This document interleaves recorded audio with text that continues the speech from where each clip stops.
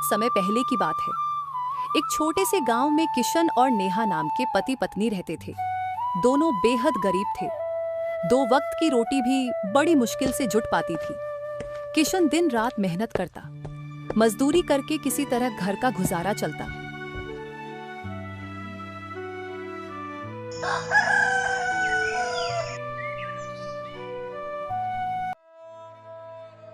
किशन, न जाने हमारी किस्मत कब बदलेगी। लोग कहते हैं मेहनत करने से किस्मत बदल जाती है। तुम तो दिन रात मेहनत करते हो, फिर भी हम 2 वक्त का खाना भी मुश्किल से जुटा पाते हैं। किशन कुछ नहीं बोलता, सिर झुकाकर चुपचाप बैठा रहता है। उसकी आंखों में थकान और लाचारी साफ झलकती है।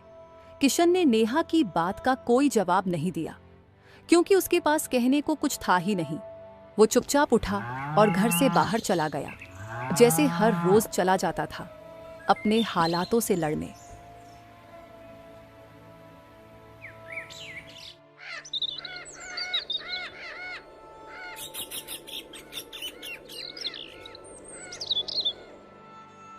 कुछ महीनों के बाद उसी झोपड़ी में एक नन्हे से लड़के का जन्म होता है।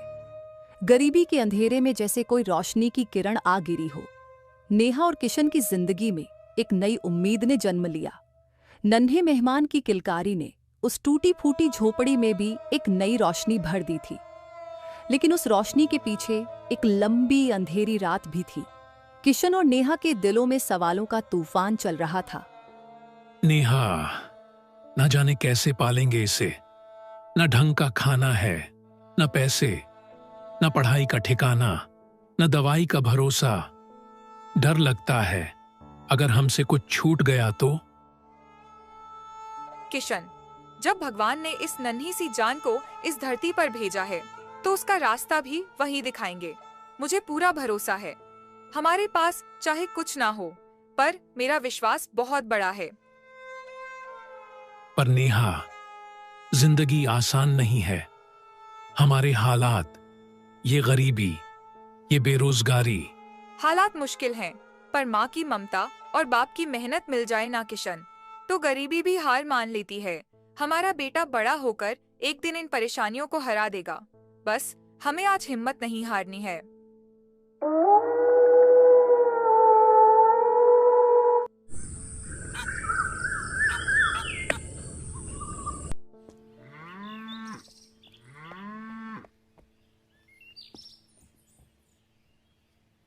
एक दिन जैसे ही दोपहर की धूप तेज हुई, किशन मजदूरी पर गया हुआ था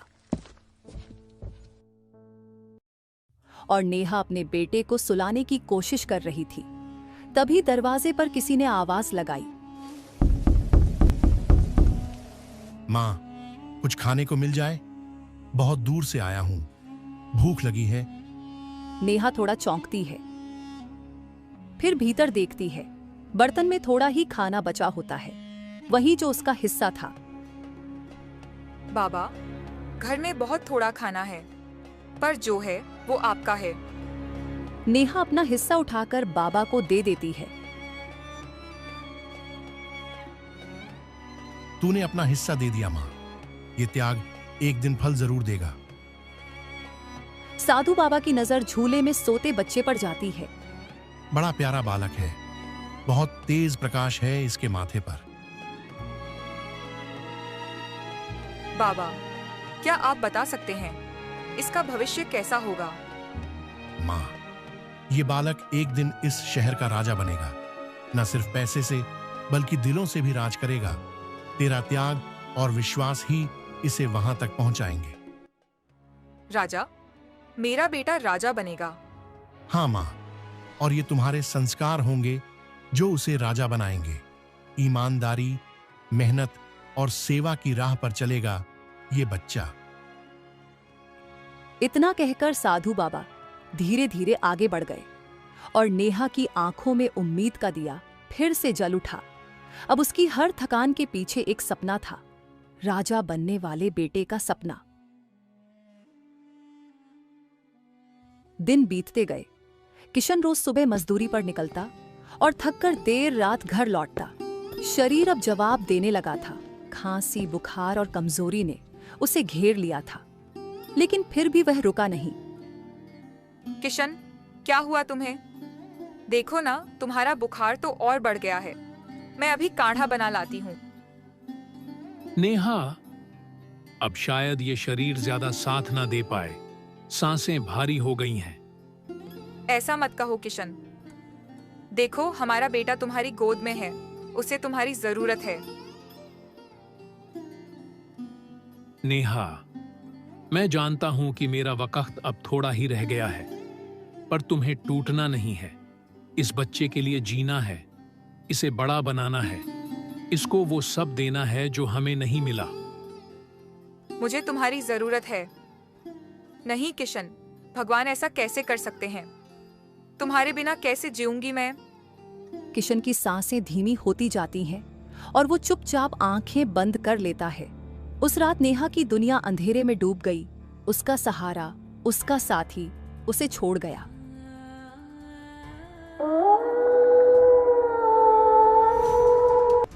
किशन के जाने के बाद नेहा ने हार नहीं मानी। हर सुबह सूरज से पहले उठती और गांव के लोगों के घरों में काम करने जाती।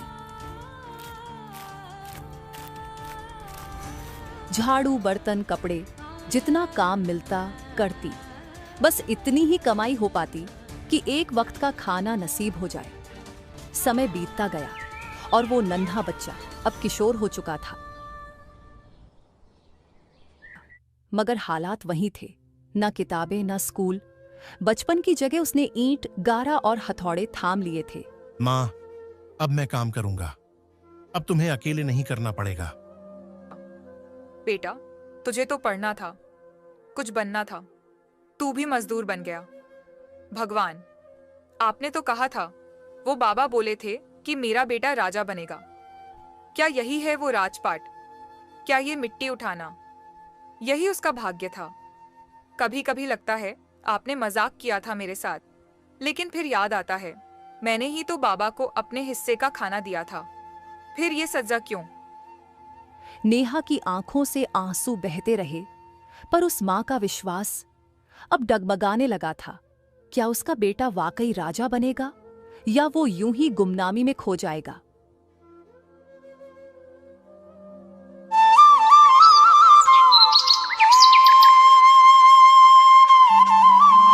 नेहा में एक खास बात थी।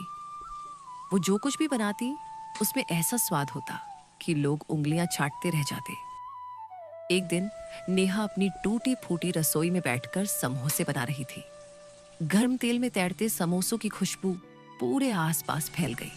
माँ, आज तो गजब की खुशबू आ रही है। क्या कमाल की महक है।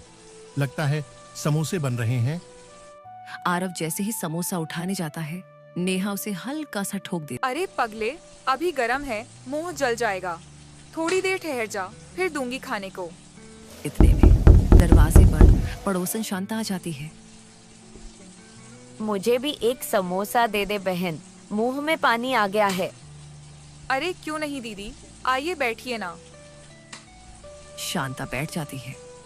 नेहा एक प्लेट आरव को और एक शांता को समोसे परोस देती है। क्या स्वाद है। पेट तो भर गया, पर मन नहीं भरा। हाँ हाँ, ऐसी समोसे तो मैंने मेले में भी नहीं खाए, जैसे किसी जादुई नगरी से आए हों। माँ, एक बात कहूं, क्यों ना हम समोसों का व्यापार शुरू करें? आप घर में बनाना, मैं बाजार में बेच दूंगा। मुझे पूरा यकीन है कि सब के सब बिक जाएंगे। बेटा, ये सब इतना आसान नहीं होता। इसके लिए बहुत सारा पैसा चाहिए। तू जानता है, हम तो एक वक्त की रोटी के लिए भी कितनी मुश्किल से जुगाड़ करते हैं। अरे नेहा, तू क्यों चिंता करती है? मैं पैसे दे दूंगी।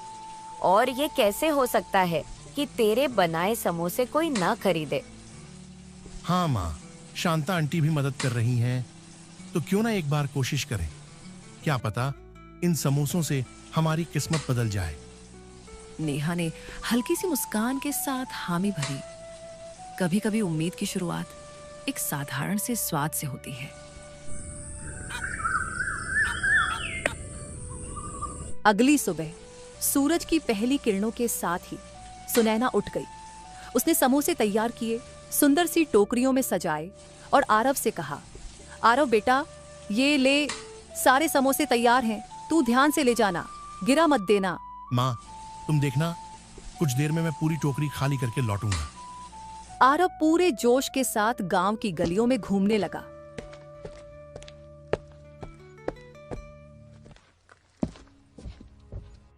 आओ भाई, गरम गरम समोसे, माँ के हाथ के बने समोसे, स्वाद में लाजवाब। एक बार खाओगे, बार बार आओगे। लेकिन आरव ने देखा कि उसकी समोसों की तरफ कोई ध्यान ही नहीं दे रहा, बल्कि लोग मोमोज और बर्गर वाले के ठेले की तरफ जा रहे थे।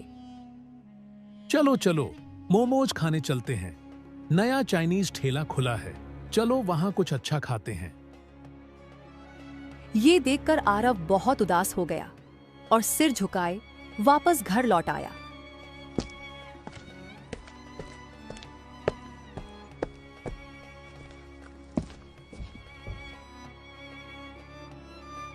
दरवाजे पर चिंता में डूबी सुनैना खड़ी थी।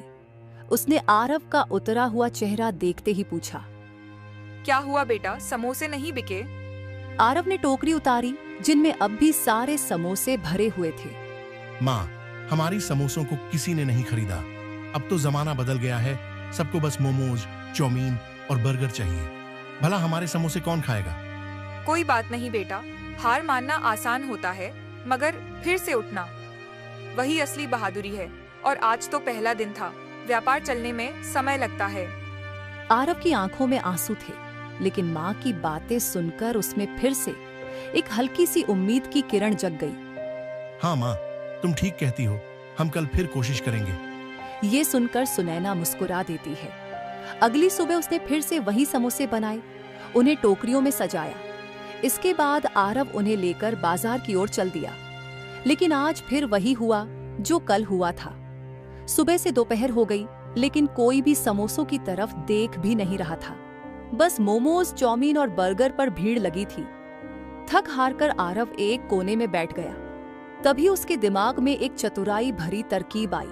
वह उठा और बाजार के बीच खड़ा होकर जोर जोर से चिल्लाने लगा, ये समोसे नहीं, जादू है जादू। माँ के हाथ का स्वाद है इसमें, एक बार खाओ, जिंदगी भर याद रखोगे। लोगों का ध्यान अचानक उसकी तरफ गया। सब खाना छोड़कर आरव की तरफ देखने लगे। धीरे धीरे बहुत सारे लोग जुट गए। जैसे ही उन्होंने समोसे का पहला टुकड़ा मुंह में रखा, हैरानी से उनकी आंखें चौड़ी हो गईं। क्या बात है, ऐसा समोसा तो कहीं नहीं खाया। लोगों की तारीफें सुनकर भीड़ और बढ़ने लगी। धीरे धीरे जो लोग चाइनीज और बर्गर की दुकानों की तरफ जा रहे थे, वो सब लौटकर आरव की ओर आने लगे। आधे घंटे में ही सारे समोसे बिक गए। पैसों को मुट्ठी में कसकर आरव ने गिनती की। इतने सारे पैसे, वो भी हमारी कमाई के। ये देखकर आरव बहुत खुश हुआ। शाम को दौड़ते हुए घर पहुंचा। माँ, सब बिक गया और ये देखो कितना मुनाफा हुआ है। पैसे देख सुनैना की आंखों में चमक आ गई। भगवान का करम है, मुझे तो लगा था आज भी ग्राहक नहीं मिलेंगे। कमाल के माँ, ऐसी भीड़ लगी कि पल भर में सब समाप्त।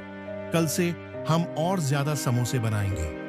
अब हर रोज सुनैना सुबह जल्दी उठकर समोसे बनाती और आरव उन्हें टोकरियों में लेकर बाजार जाता। शाम को जब लौटता तो पूरी टोकरी खाली होती। महीनों तक ऐसा ही चलता रहा। धीरे धीरे उनके घर की हालत सुधरने लगी, जिसे देखकर चाउमीन, बर्गर और मोमोज वाले जलन में आने लगे। और आते भी क्यों ना, जब से आरव ने वहां अपने समोसे बेचने शुरू किए थे, उनके ठेलों पर ग्राहक ही नहीं आते थे। सबको बस आरव के समोसे ही खाने थे।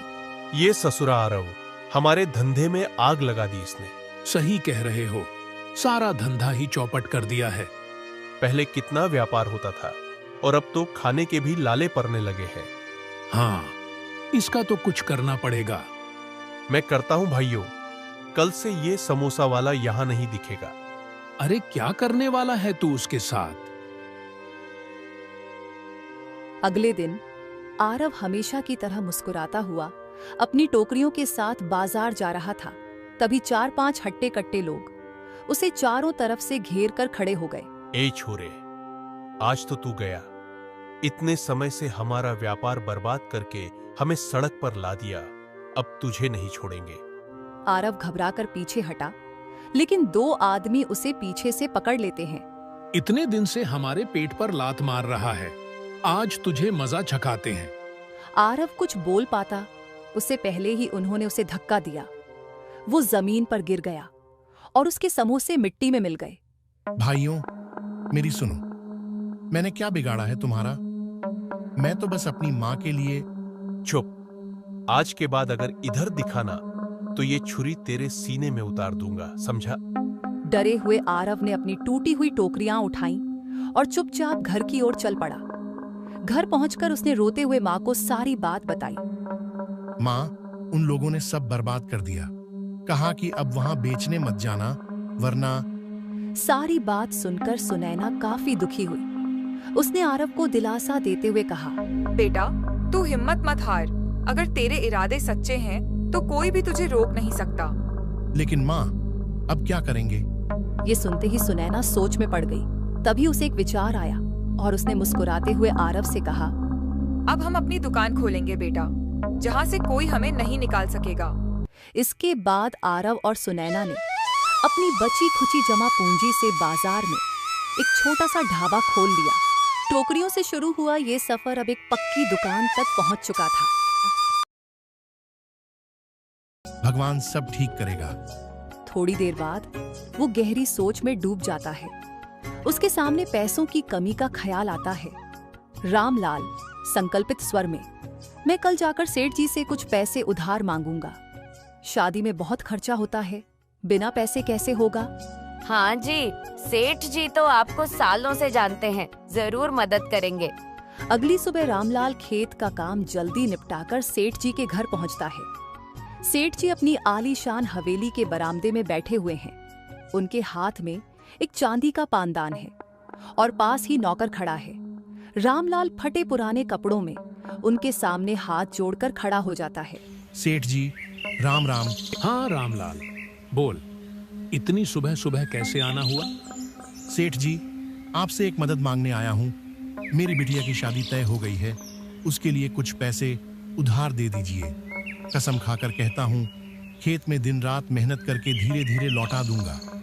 बस थोड़ी मदद कर दीजिए मालिक। रामलाल, तेरी इतनी औकात है कि तू उधार चुका पाएगा? तेरा तो खुद का घर गिरवी रखने लायक भी नहीं है। सेठ जी, आप मेरी हालत जानते हैं। मैं सालों से आपके खेत में काम कर रहा हूँ, कभी काम में कमी नहीं की। बस बेटी की शादी के लिए कुछ ही पैसे दे दीजिए। देख रामलाल, मेरे पास तेरे लिए पैसे नहीं हैं। और हाँ, आइंदा मेरे पास उधार मांगने मत आना। मालिक, मैं जिंदगी भर आपकी सेवा करूंगा। बस बेटी की शादी में मदद कर दो। ना निकल यहाँ से। तेरे रोने गिड़गिड़ाने से मैं पिघलने वाला नहीं हूँ। गरीबों की मदद करके मैं दिवालिया नहीं बनना चाहता। चल, भाग यहाँ से। रामलाल के चेहरे पर निराशा छा जाती है। उसकी आंखों में आंसू भर आते हैं। वो चुपचाप मुंह लटकाए वहां से चला जाता है। रात हो चुकी है। रामलाल आंगन में खटिया पर लेटा हुआ है। आसमान में हल्का चांद है। उसकी आंखों में दूर तक निराशा झलक रही है। वह अपनी बेटी के भविष्य के बारे में सोच रहा होता है। धीरे धीरे उसकी सांस तेज चलने लगती है। उसे सीने में दर्द होने लगता है। वह उठकर बैठने की कोशिश करता है, लेकिन दर्द इतना बढ़ जाता है कि वो सीने को जोर से पकड़ लेता है। हे भगवान, मेरी बेटी का ख्याल रखना। वो तड़पकर खटिया से गिर जाता है। उसकी आवाज सुनकर सुमित्रा दौड़कर बाहर आती है। रामलाल, उठो जी, क्या हुआ तुम्हें? वो उसे हिलाने की कोशिश करती है, लेकिन उसकी सांसें थम जाती हैं। उसकी आंखें खुली रह जाती हैं, मानो बेटी के सपने को अधूरा छोड़कर चला गया हो। सुमित्रा जोर जोर से रोने लगती है। हवाओं में उसकी चीखें गूंज उठती हैं। गरीबी ने एक पिता का सपना छीन लिया। वो अपनी बेटी के हाथ पीले करने का सपना लिए ही दुनिया को अलविदा कह गया। उसकी आंखों में आखिरी बार बस एक ही ख्वाहिश थी कि उसकी बेटी खुश रहे।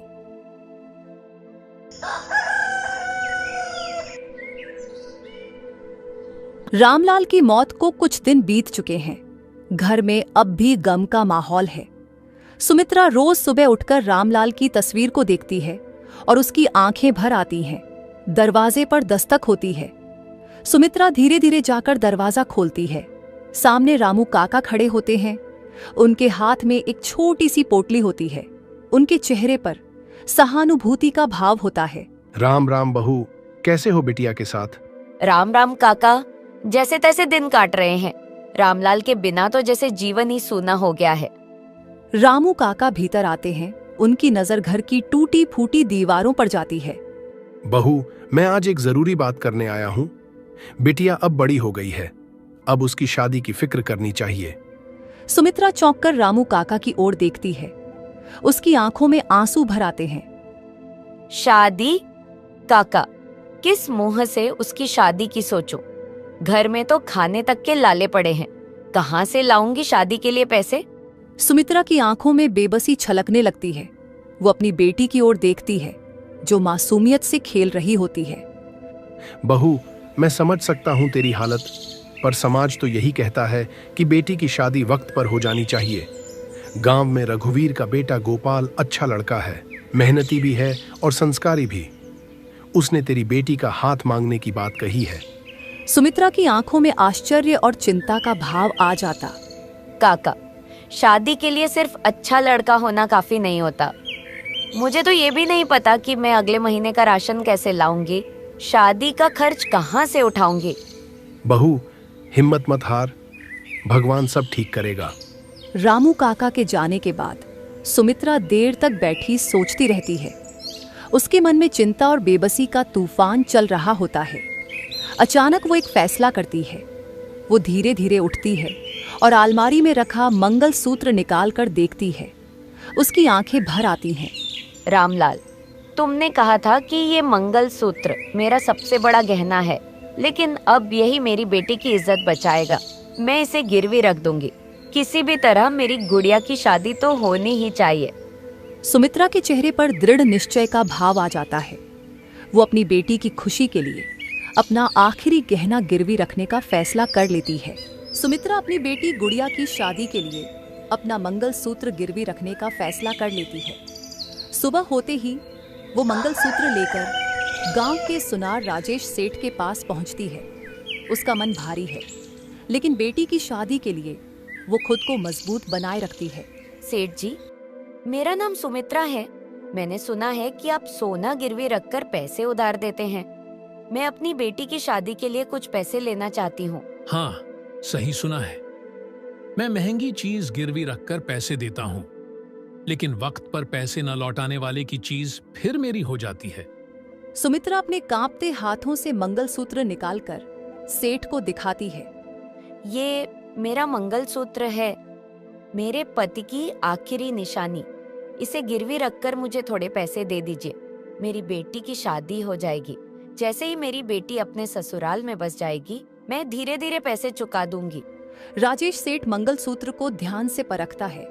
उसकी आंखों में लालच की चमक आ जाती है, लेकिन वो अपनी आवाज को संयत रखता है।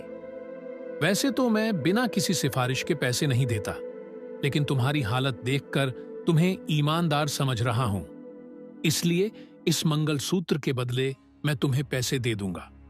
लेकिन याद रखना, अगर समय पर पैसे वापस नहीं हुए तो ये मंगलसूत्र हमेशा के लिए मेरा हो जाएगा। सुमित्रा की आंखों में आंसू आ जाते हैं, लेकिन वो मजबूर थी। वो सेठ की शर्त मान लेती है। जी सेठ जी, मैं समय पर आपके पैसे लौटा दूंगी। राजेश सेठ उसे पैसे देता है। सुमित्रा उन पैसों को कांपते हाथों से पकड़ती है और आंखों में आंसू लिए घर लौट जाती है। कुछ ही दिनों में सुमित्रा ने अपनी बेटी गुड़िया की शादी बड़ी ही सादगी से करवा दी। शादी में ज्यादा धूमधाम तो नहीं थी, लेकिन माँ का प्यार और आशीर्वाद भरपूर था। गुड़िया विदा होकर अपने ससुराल चली जाती है। अब सुमित्रा के पास कुछ भी नहीं बचा था। पति का साथ पहले ही छूट गया था। अब बेटी भी विदा हो गई थी।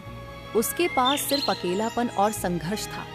वो गांव के बड़े बड़े घरों में बर्तन मांजने और झाड़ू पोछा करने लगी, ताकि किसी तरह अपना गुजारा कर सके। दिन रात मेहनत करके वो जैसे तैसे अपना जीवन काटने लगी। कई महीने बीत गए। एक दिन दोपहर में जब सुमित्रा थकी हारी अपने छोटे से घर में बैठी थी, तभी दरवाजे पर दस्तक होती है। वो दरवाजा खोलती है तो सामने उसकी बेटी गुड़िया खड़ी होती है। उसे देखकर सुमित्रा की आंखें भर आती हैं। अरे गुड़िया, तू यहाँ अचानक? सब ठीक तो है ना? हाँ माँ, सब ठीक है, बल्कि बहुत अच्छा है।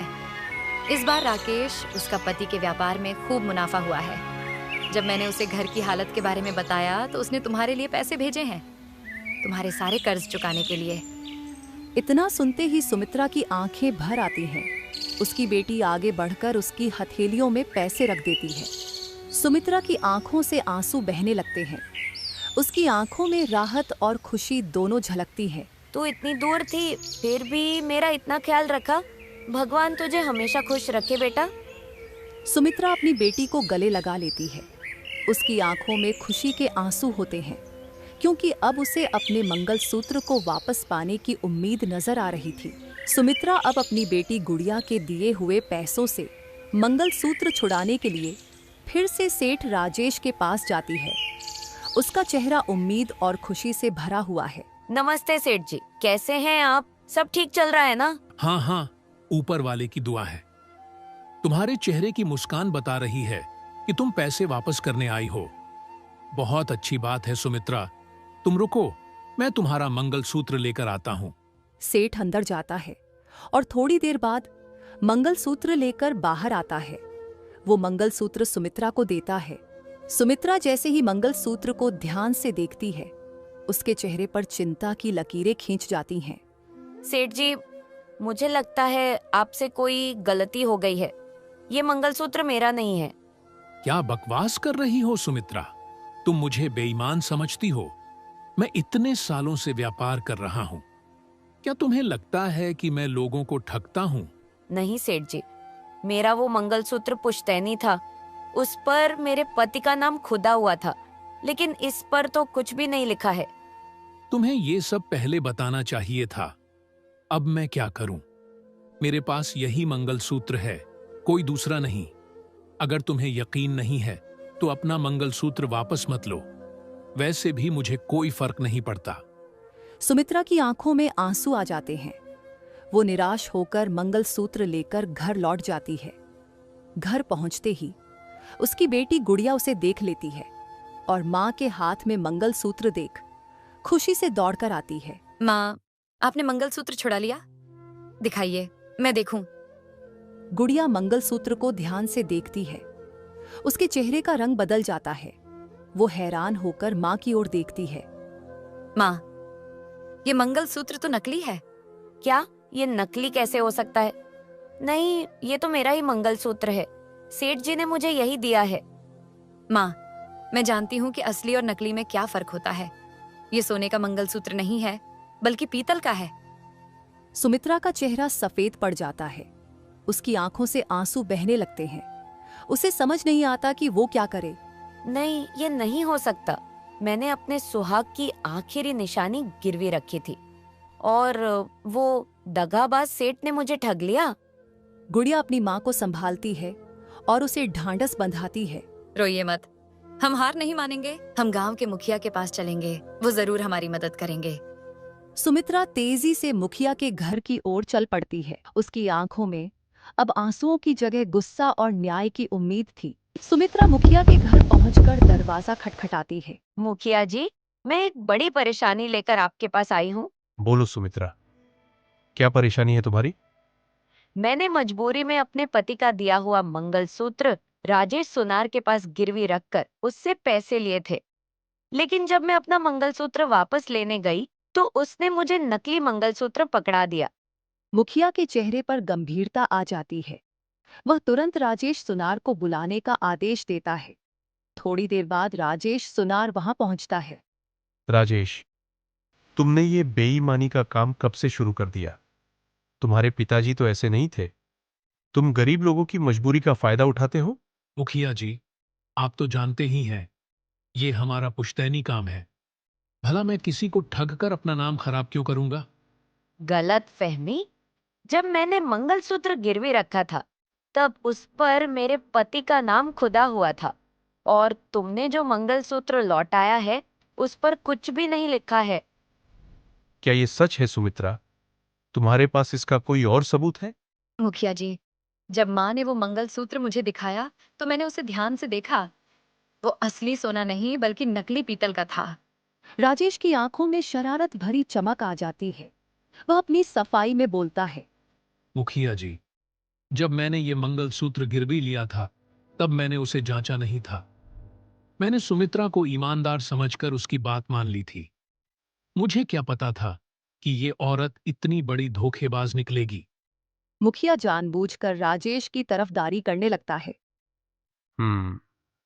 तुम दोनों की बात सुनकर मुझे कुछ समझ नहीं आ रहा है, किसकी बात पर भरोसा करूं और किसकी नहीं।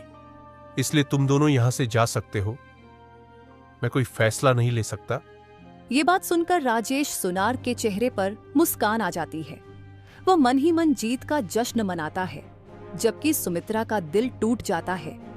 माँ, मुझे यकीन है कि मुखिया जी भी सुनार के साथ मिले हुए हैं। उन्होंने जानबूझकर उसकी तरफदारी की, तभी तो उन्होंने हमें बिना न्याय दिए भगा दिया। क्या ये तुम क्या कह रही हो गुड़िया? हाँ माँ, अब हमें गांव में किसी से न्याय नहीं मिलेगा। हम राजा साहब के पास चलते हैं, वो न्याय जरूर करेंगे। सुमित्रा की आंखों में उम्मीद की किरण जाग उठती है। अब सुमित्रा अपनी बेटी गुड़िया के साथ राजा के महल पहुंचती है। दोनों के चेहरे पर न्याय पाने का संकल्प साफ नजर आ रहा था।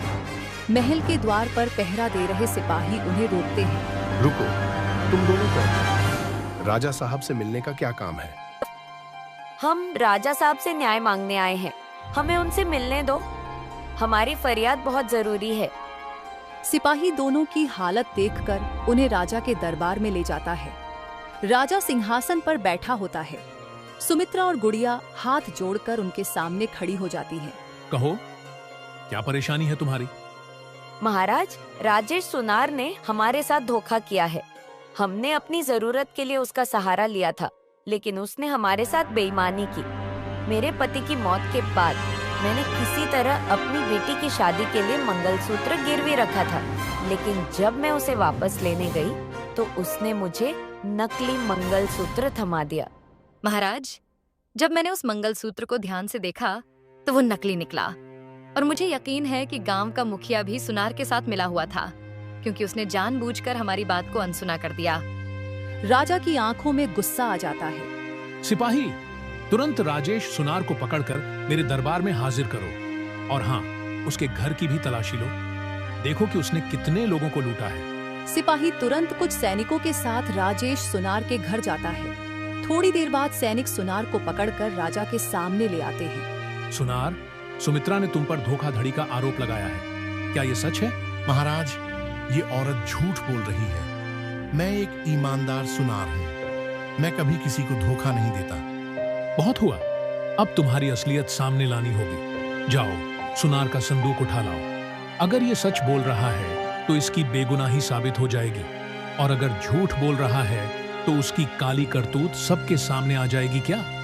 सैनिक तुरंत सुनार का संदूक उठाकर राजा के सामने ले आते हैं। राजा संदूक खोलने का आदेश देता है। सैनिक संदूक खोलते हैं और उसमें से सोने के गहनों का ढेर निकलता है। महाराज, ये तो मुखिया जी की पत्नी का चोरी हुआ हार भी है। राजा की आंखें क्रोध से लाल हो जाती हैं। तुमने कहा था कि तुम चोरी का सामान नहीं खरीदते, फिर ये हार तुम्हारे पास कैसे आया? तुम झूठ बोल रहे थे। सुनार का चेहरा उतर जाता है, उसकी आवाज कांपने लगती है। महाराज, ये देखिए, ये रहा मेरा पुश्तैनी मंगलसूत्र, जिस पर मेरे पति के दादाजी का नाम लिखा हुआ है।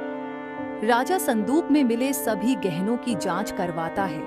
कई गहनों पर लोगों के नाम लिखे होते हैं, जिससे साबित होता है कि सुनार ने कई गरीबों को लूटा था। अब बोल, धोखेबाज, सच सच बता कि तुम ये गोरख धंधा कब से चला रहे हो?